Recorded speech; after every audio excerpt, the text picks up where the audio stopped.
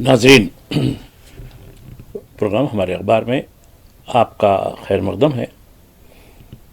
ناظرین، جہاں تک بڑی خبروں کا تعلق ہے، اردو اخبارات کی بیشتر خبریں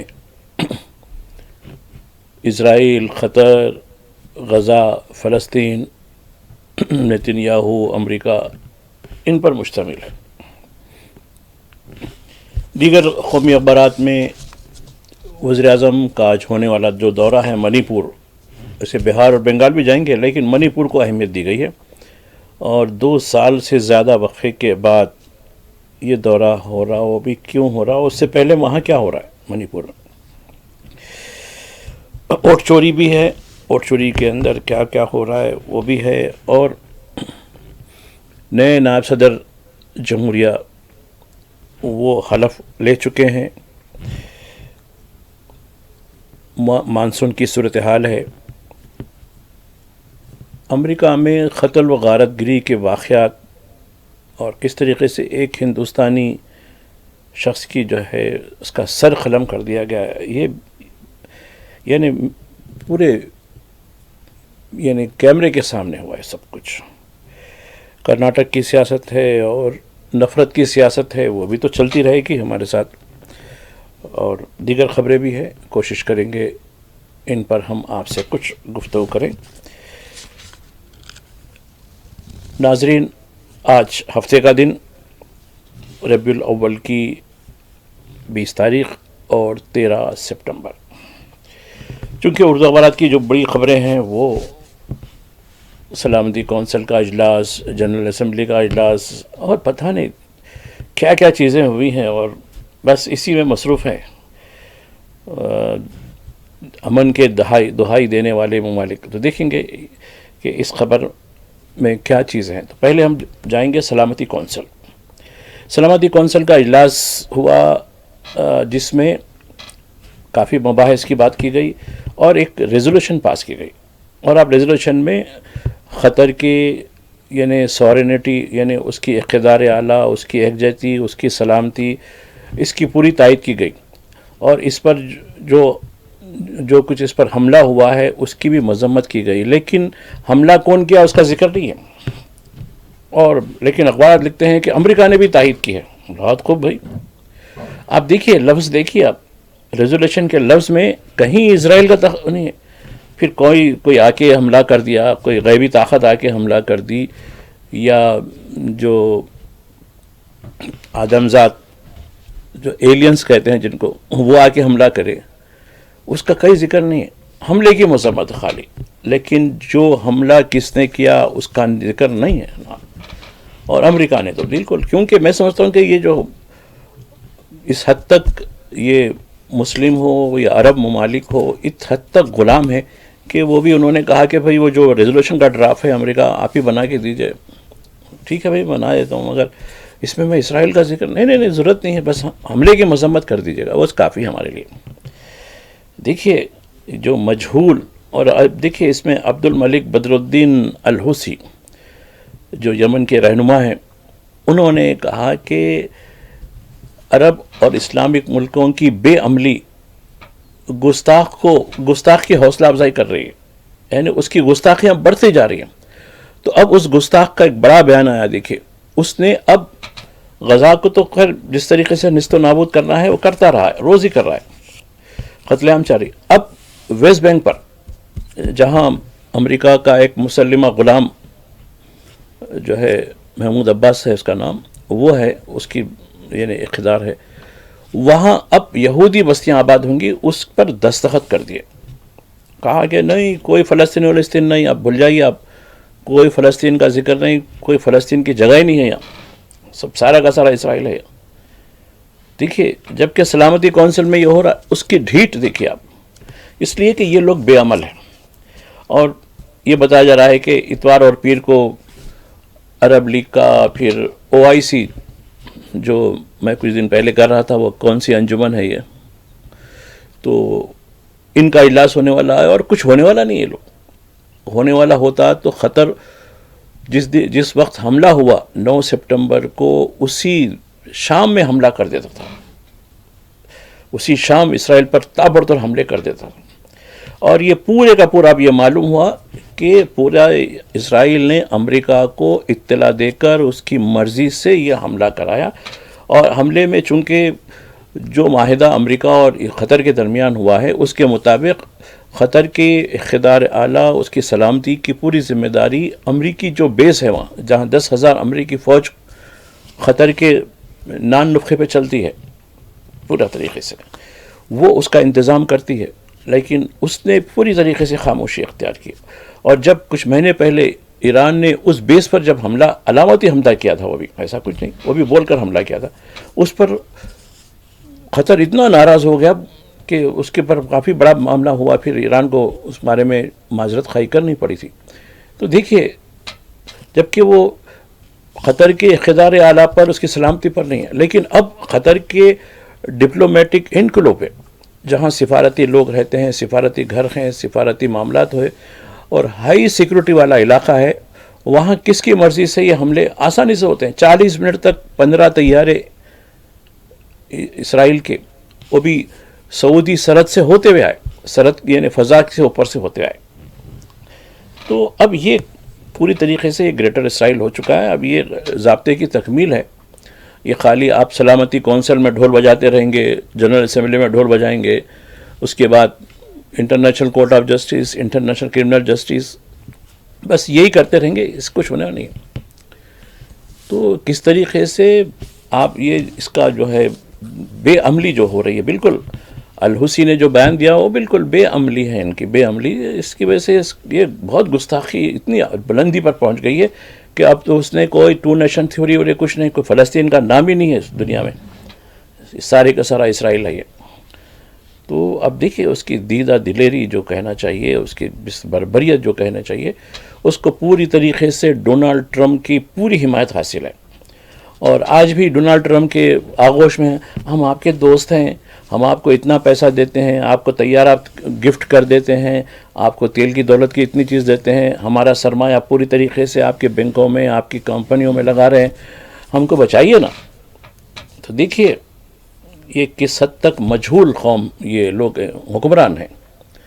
تو یہ پوری طریقے سے یہ مشرق وسطیٰ کی تباہی غزہ کے قتل عام سے کہیں اور زیادہ سنگین ہوگی. حکمرانوں کو یعنی ٹھوکروں پر لایا جائے گا، ٹھوکروں پر لائے. میں جو لفظ کہہ رہا ہوں یاد رکھیں گے لوگ کہ ان کی جو حیثیت آج بڑی شان و شوکت، بڑا تکبر، یہ سب اس قتل عام جو غزہ کے قتل عام کی جو آئے ہیں. ظالم تو اپنی جگہ ظلم کر رہا ہے، لیکن ظلم کو طاقت رکھنے کے باوجود بھی نہ روکنے کا عمل، یہ اس سے زیادہ سنگین یعنی بہت بڑا گناہ ہے، یہ بہت بڑا جرم ہے یہ. تو یہ صورتحال ہے. تو سلامتی کونسل اچھا آتے ہیں جنرل اسمبلی. جنرل اسمبلی میں بھی یہ کہا گیا ہے کہ 2 نیشن یا 2 مملکتی جو ہے حل کے لیے ہم جو ہے ہم ووٹ دے رہے ہیں. اس میں حماس کا کوئی رول نہیں ہوگا، حماس کے بغیر یہ چیزیں ہوں گی. اب فلسطین کے تحفظ کے لیے کون آگے آ رہا ہے سوائے حماس کے، اور کون ہے اس کے لیے؟ تو اب ان کے بغیر یہ 2 مملکتی ہوگا. لیکن اسرائیل نے جبھی اس کو مسترد کر دیا. کوئی فلسطین دنیا میں ہی نہیں ہے، بولے کوئی وجود نہیں فلسطین کا. کھلے عام یہ کہہ رہا ہے. اور یہ کھلے عام اب دیکھیے یہ کل کیا کرنے والے ہیں، کل ایک اجلاس بلانے والے ہیں، یہی بلاتے رہیں گے.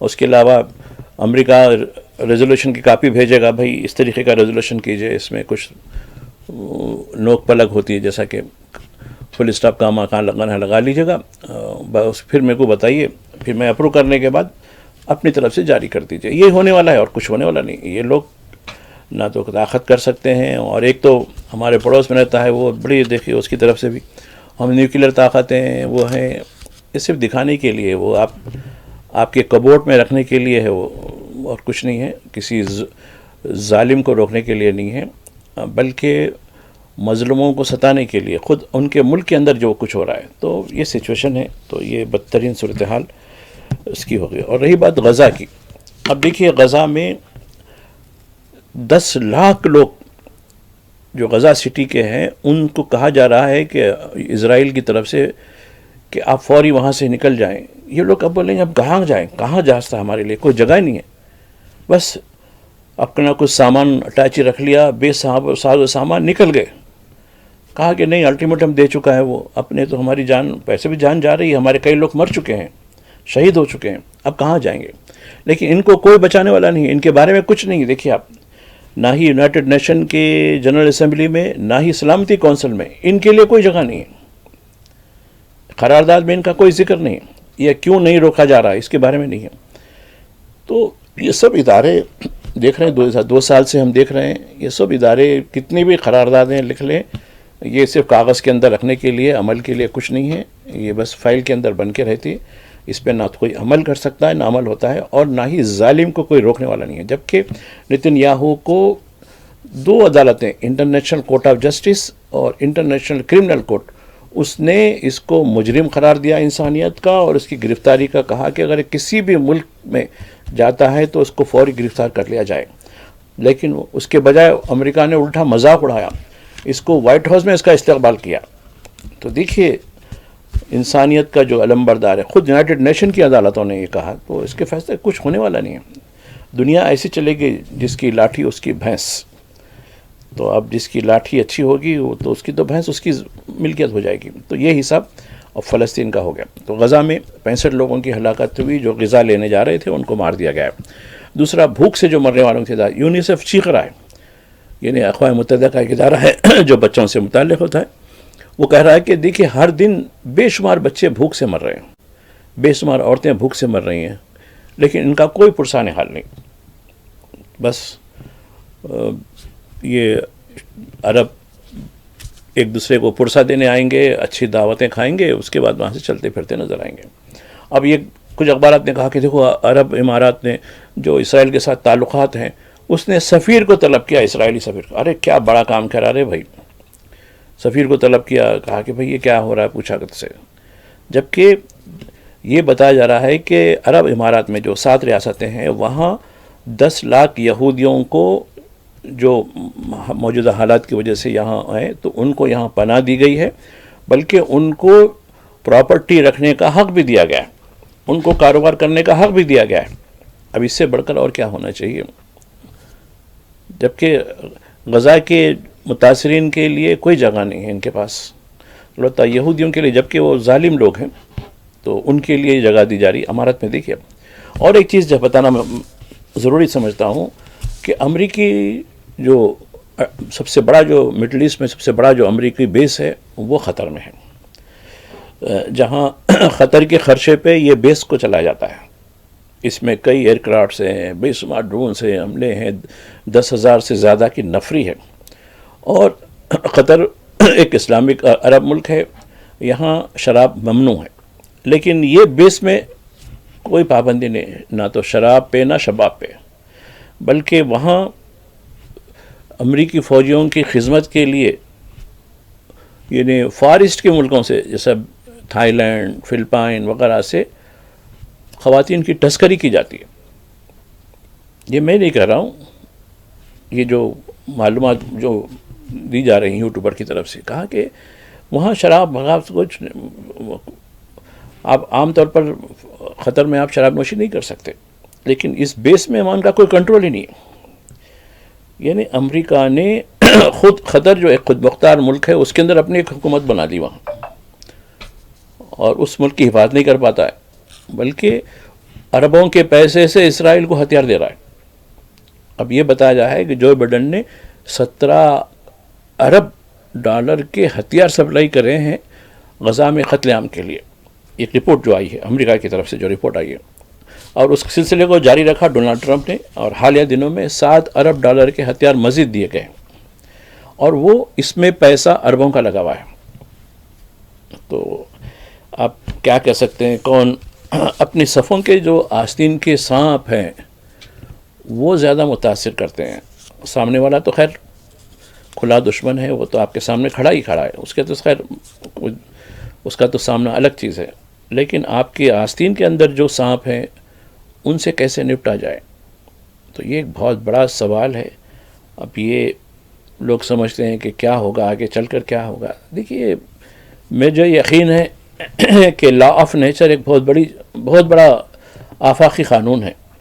یہ تمام چیزوں کو اس کی نظر میں ہے، اور وہ بھی دیکھتا ہے کہ کہاں تک ہوگی ان کی دوڑ کہاں تک ہوگی، دیکھتے گا اور دیکھے گا اس کے بعد جو کچھ ہوگا یہ شاہانہ ان کا طور طریق یا شاہانہ چیزیں اپنے بلند بالا، تو یہ خود کس طریقے کی ان کی جو غلامی کے اندر جو شاہی ہے تو وہ کچھ زیادہ دن رہنے والے نہیں ہیں. تو یہ بہت بدترین صورتحال جو خاص کر اردو اخبارات کی جو رپورٹنگ ہے اس کے حوالے سے میں نے بات کی ہے. دوسرے اخباروں میں بھی دی گئی ہے، اس میں نتن یاہو کو کافی دیا گیا ہے. اور ایک جہاں تک ہے ہندوستان کے جو خاص کر جو گودی میڈیا جس کو کہتے ہیں یا ان کے ساتھ جو پلیٹ فارمز ہیں، اس میں سلامتی کونسل کے حوالے سے یہ کہا جا رہا ہے کہ دیکھو اسرائیل نے کیسے پاکستان کو نیچا کر دکھایا، فلاں دکھایا.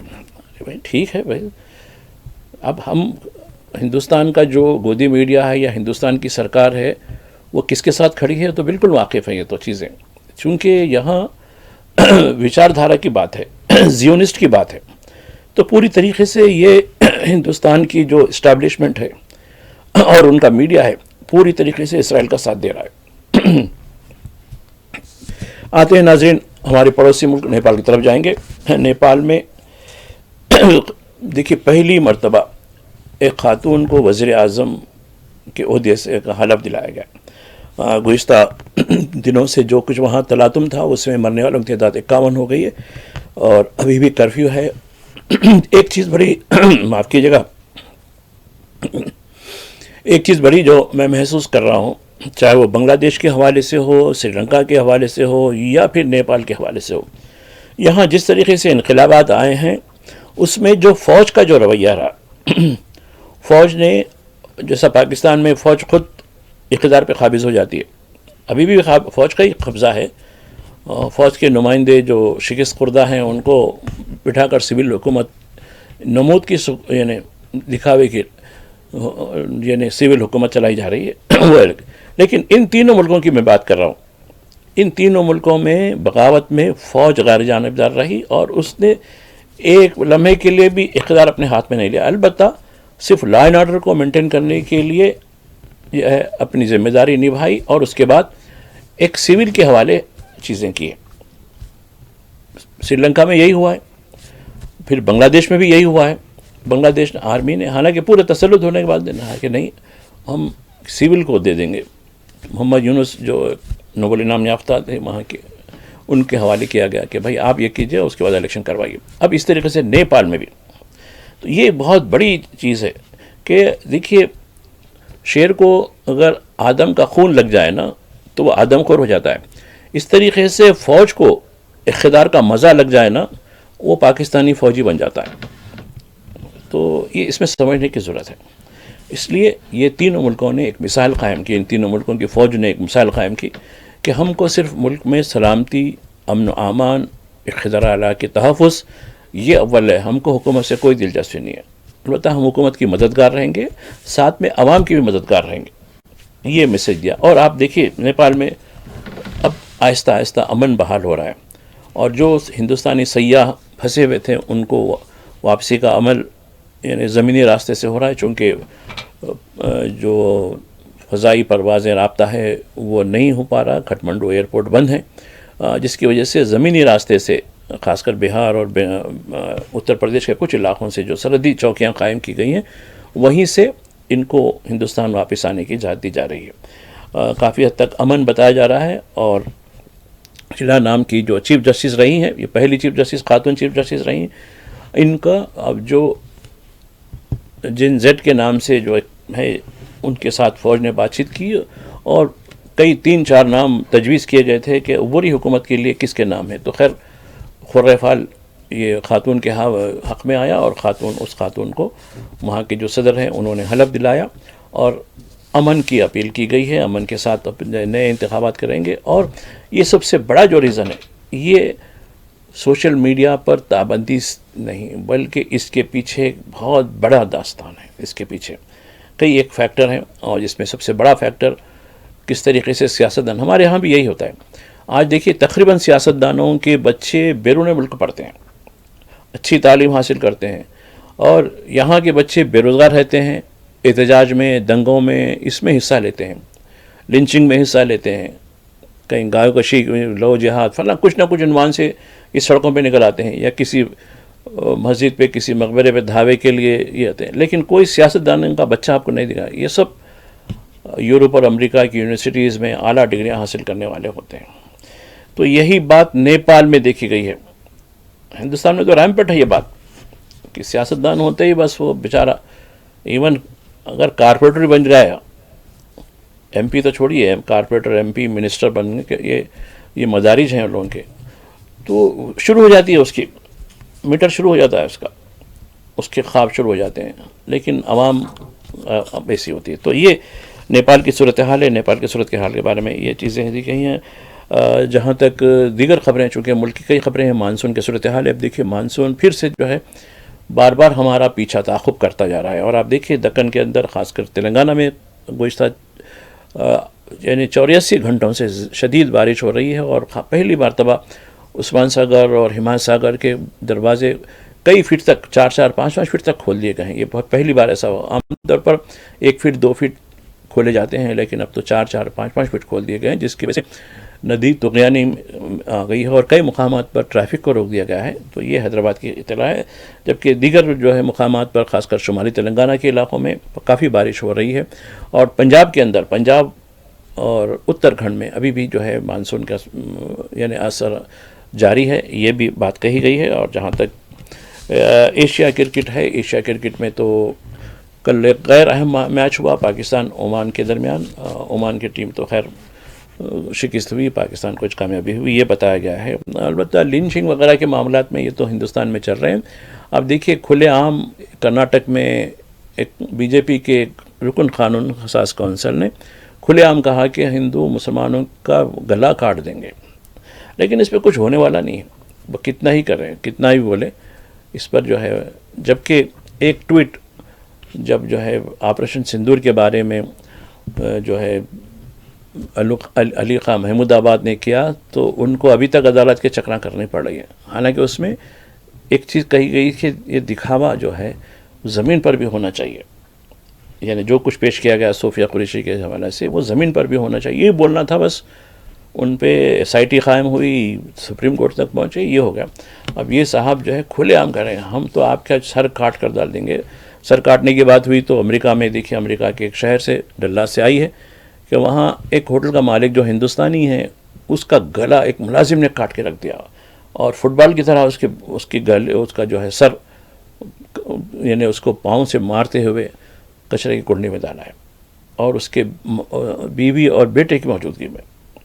تو دیکھیے خود امریکہ کا صدر اپنے دوست کو، چارلی کرک کو نہیں بچا سکا، اب اس کے آخری رسومات میں گیا ہے، تو بتانا یہ ہے کہ جو صدر اپنے ہی دوست کو نہیں بچا سکتا، خود اپنے امریکوں کو نہیں بچا سکتا، وہ بتا عربوں کو کیا بچائے گا؟ وہ عربوں کے پیسے سے اسرائیل کو ہتھیار دیتا ہے اور غزہ میں قتل عام کرتا ہے، تو یہ سمجھنے کی بات ہے۔ خیر ناظرین، اس طرح آج میری آپ کے ساتھ یہ گفتگو رہی، اب میں آپ سے رخصت ہونے کی اجازت چاہتا ہوں، پھر ملاقات ہوگی، خدا حافظ۔